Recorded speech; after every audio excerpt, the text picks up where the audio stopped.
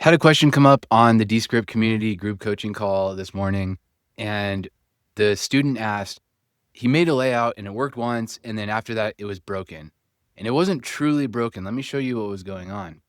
If I apply a layout like this one right here, and I click on that, it applies what's called a placeholder layer. And that is what my student thought was broken. He's like, that's not what I told it to put in there. And actually, it was. He just didn't realize it. So let's break it down. First of all, this placeholder layer, if you haven't seen it before, it is just like the name implies, it's a placeholder for other types of media. So when you see this, you can click on it and you can say add media, and then you can replace that exact size, the rounded corners, the positioning, every attribute about that placeholder. You can drop in a photo or another piece of media, it could be a video, whatever you want, over it.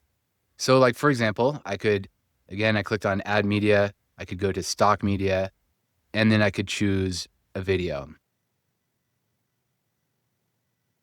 And it replaces that placeholder in place in the exact attributes with the same rounded corners. Everything about it is the same, except for that it now displays that image.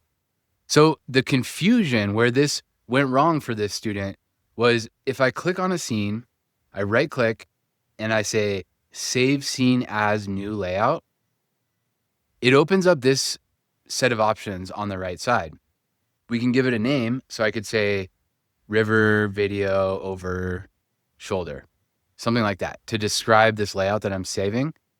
You can categorize it and you can choose what layout pack to save it to. I'm not going to go into all that right now.